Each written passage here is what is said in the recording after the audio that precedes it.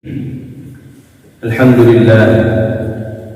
لله رب العالمين والصلاة والسلام على سيد المرسلين وعلى آله وأصحابه أجمعين।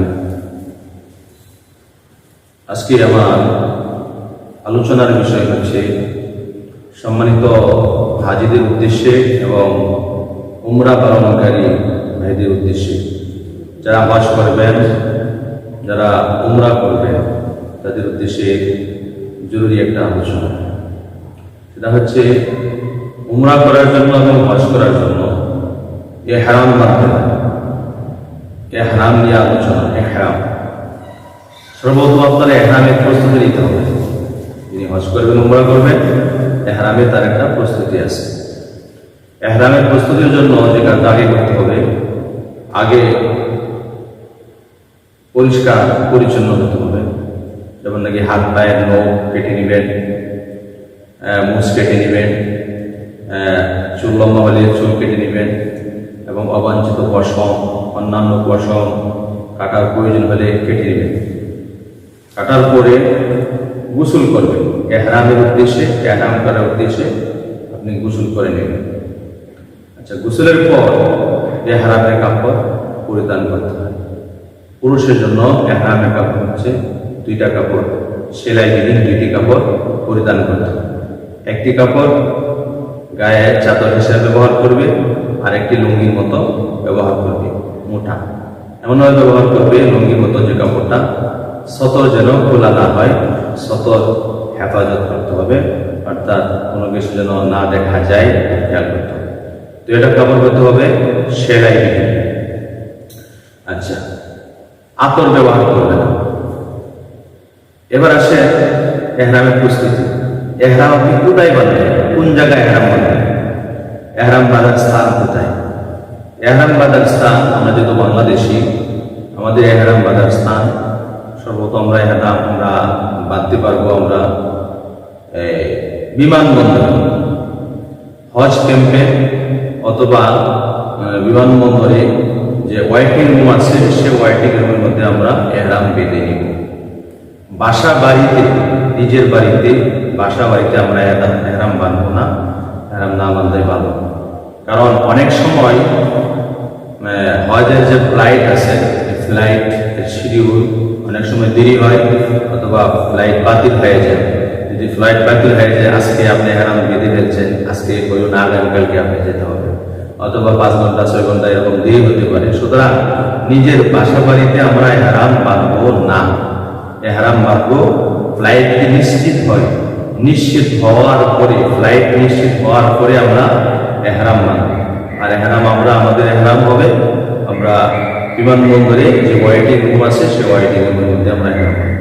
এখানে আরেকটি বিষয়, ইহরামের কাপড়টা যদি আপনি বিমানবন্দরে ওয়েটিং রুমে, যেখানে ওয়েট করে হাজিগণ, যে লাউঞ্জ আছে যেখানে ওয়েট করে, সেখানে যদি আপনি ইহরাম বাঁধেন আর ইহরামের কাপড়টা লাকেজে দিয়ে দেন, তাহলে ঝামেলা আছে। কারণ লাকেজে যদি ইহরামের কাপড় দিয়ে দেন, তাহলে এই লাকেজটা ডাইরেক্ট বিমানের ভিতরে চলে যাবে, আপনি আর বলতে পারবেন, আপনার হাতে আসবে না।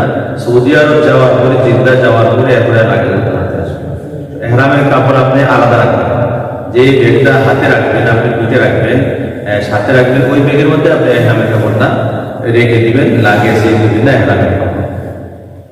সবচেয়ে ভালো হয় ইহরামের কাপড়টা বাসা থেকে পরে নেবেন। ইহরামের কাপড়টা বাসায় পরলে ইহরাম বাঁধা হয় না। ইহরাম বাঁধার নিয়ম হচ্ছে, আপনি নিয়ত করতে হবে, তালবিয়া পাঠ করতে হবে। তালবিয়া পাঠ করলে, নিয়ত করলে ইহরাম বাঁধা হবে। আর ইহরামের কাপড় পরে ফেললে ইহরাম বাঁধা হয় না। আপনি নিজের বাসা থেকে, নিজের বাড়ি থেকে, নিজের ঘর থেকে ইহরামের কাপড়টা পরে যাবেন। এরপরে বিমানবন্দরে যাওয়ার পরে, ওখানে ওয়েটিং রুম আছে, ওখানে যাওয়ার পরে নামাজ পড়ে, উযু ইস্তিনজা করে, তারপরে ইহরাম বাঁধবেন। ইহরামের নিয়ত করে তালবিয়া পাঠ করে ইহরাম বেঁধে নেবেন। এখানে বাসা বাড়ি থেকে ইহরামের কাপড় পরে যেতে পারে। আচ্ছা, আরেকটা কথা, অনেকে মনে করে ইহরামের কাপড় পরে ইহরাম বাঁধা হয়ে যায়। না, ইহরামের কাপড় পরলে ইহরাম বাঁধা হয় না। ইহরাম বাঁধতে হলে নিয়ত করতে হবে, তালবিয়া পাঠ করতে হবে। আবার অনেকে মনে করে ইহরামের কাপড়টা খুলে ফেললে ইহরাম ভঙ্গ হয়ে গেল। ইহরামের কাপড় খুলে ফেললে ইহরাম ভঙ্গ হয়ে যায় না। ইহরাম ভঙ্গ হয়, ইহরাম খোলা হয় মাথা মুন্ডনের মাধ্যমে। এবার আরেকটা বিষয়, সেটা হচ্ছে এহরাম বাঁধার পদ্ধতি কি। আপনি যে এহরাম বাঁধবেন, এহরাম বাঁধার পদ্ধতি কি, কিভাবে এহরাম বাঁধবেন। যারা সরাসরি আমরা মক্কা যাব তাদের ফ্লাইট নিশ্চিত হওয়ার পরে হজ কমপ্লিটে বিমানবন্দরে যে ওয়েটিং রুম আছে সেই ওয়েটিং রুমে আমরা যাব। এহরাম বাঁধার পদ্ধতি আমি বলতেছি। হজের ফ্লাইট নিশ্চিত হলে, উমরার ফ্লাইট নিশ্চিত হলে আমরা বিমানবন্দরে যে ওয়েটিং রুম আছে ওয়েটিং রুম, ওখানে গিয়া আমরা উজু করবো। আগে উজু করার পরে 2 রাকাত নামাজ, এহরামের উদ্দেশ্যে এহরাম বাঁধার জন্য 2 রাকাত নামাজ পড়বো। মাথায় টুপি দিয়ে নামাজ পড়বো। নামাজের পরে এহরামের কাপড় পরিধান করবো। কাপড় পরিধান করে টুপি খুলে ফেলবো। দেহের মধ্যে, শরীরের মধ্যে কোনো ধরনের সুগন্ধি আতর ব্যবহার আমরা করবো না। 2 রাকাত নামাজ পড়ে এহরামের কাপড় পরিধান করবো। কাপড় পরিধান করার পরে 2 রাকাত নামাজ যে কোনো সূরাতে পড়া যায়, তবে সূরা ইখলাস এবং কাফিরুন যদি কেউ পড়ে, প্রথম রাকাতে সূরা কাফিরুন, 2 রাকাতে সূরা ইখলাস কেউ পড়ে, তাহলে এটা উত্তম। অথবা যে কোনো সূরাতে পড়া যায়, কোনো সমস্যা নাই। এই 2 রাকাত নামাজ পড়া এহরামের আগে, এটা হচ্ছে মুস্তাহাব। এরপরে এহরাম বাঁধার সময় মাথা থেকে টুপি খুলে ফেলবো, কাপড় পরিধান করে তাহলে নিয়ত করবো। নিয়তের পরে তালবিয়া পাঠ করবো। আচ্ছা, এখন আপনি নিয়ত করবেন কিভাবে? দোয়া করবেন, কাপড় পরিধান করবেন, কাপড় পরিধান লুঙ্গির মধ্যে একটা কাপড় কাছে নেবেন, তাহলে কাপড় হয়ে গেল। আর তার কাপড় গায়ে চাদর হিসাবে ব্যবহার করবেন। আচ্ছা, এখন আপনি নিয়ত করবেন। নিয়তের দোয়াটা কি? দোয়াটা হচ্ছে আল্লাহুম্মা ইন্নী উরিদুল উমরাতা ফায়াসসিরহা লি ওয়া তাকাব্বালহা মিন্নি। আল্লাহুম্মা ইন্নী উরিদুল উমরাতা ফায়াসসিরহা লি ওয়া তাকাব্বালহা মিন্নি। যা এখন যে তামাত্তু হজের জন্য তো আলাদা হবে উমরার জন্য এহরাম, অথবা যারা শুধু উমরা যারা যাচ্ছি, যারা আমরা শুধু উমরা করব, তাদের জন্য এই দোয়াটা আমরা পাঠ করবো। তারা এই দোয়াটা পাঠ করবো। তামাত্তু হজকারী এবং উমরা পালনকারী তারা এই দোয়াটা পাঠ করবে। আল্লাহুম্মা ইন্নী উরিদুল উমরা ফায়াসসিরহা লি ওয়া তাকাব্বালহা মিন্নি। বাংলা অর্থ হচ্ছে, হে আল্লাহ, আমি উমরার নিয়ত করেছি, আমার উমরাটা আপনি সহজ করে দেন এবং আমার উমরা আপনি কবুল করেন। উমরা সহজ করে দেন, উমরা কবুল করেন, এই দোয়াটা। আচ্ছা, এরপরে আপনি দোয়া পাঠ করেন। দোয়া পাঠ করার পরে দ্বিতীয় নম্বর আপনার কাজ হচ্ছে তালবিয়া পাঠ করা।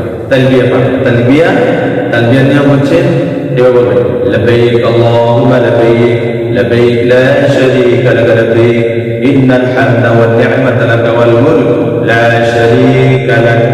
অনেকে ভুল করে লাব্বাইক শব্দটা কয়বার আসছে? লাব্বাইক শব্দটা টোটাল 4 বার। লাব্বাইক শব্দটা আসতে হবে 4 বার। লাব্বাইক আল্লাহুম্মা লাব্বাইক, লাব্বাইক লা শারীকা লাক লাব্বাইক, 4 বার হয়ে গেল। তারপরে ইন্নাল হামদা ওয়ান নি'মাতা লাক ওয়াল মুলক লা শারীকা লাক।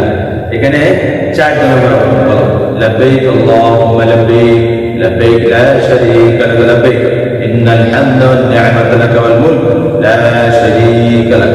এই তালবিয়া পুরুষগণ উচ্চ স্বরে তালবিয়া পাঠ করবেন, জোরে জোরে পড়বেন, বেশি পাঠ করবেন।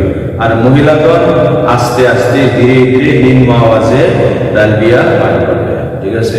এই তালবিয়া সকলে বিশুদ্ধভাবে, সুন্দরভাবে, শুদ্ধভাবে, সহিভাবে উচ্চারণ করতে হবে। তালবিয়াটা অনেক হাজি আছে, অনেক উমরাকারী আছে, তারা হজ করে উমরা করে, কিন্তু তালবিয়াটা শুদ্ধভাবে আদায় করতে পারে না।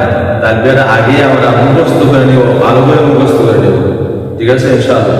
তাহলে তালবিয়াটা আমি আবার পাঠ করতেছি, লাব্বাইক আল্লাহুম্মা লাব্বাইক, লাব্বাইক লা শারীকা লাক লাব্বাইক, ইন্নাল হামদা ওয়ান নি'মাতা লাক ওয়াল মুলক লা শারীকা লাক। এই হচ্ছে তালবিয়া। তাহলে নিয়ত করবে, নিয়ত করার পরে যত বেশি আছে আপনি তালবিয়া পাঠ করবেন।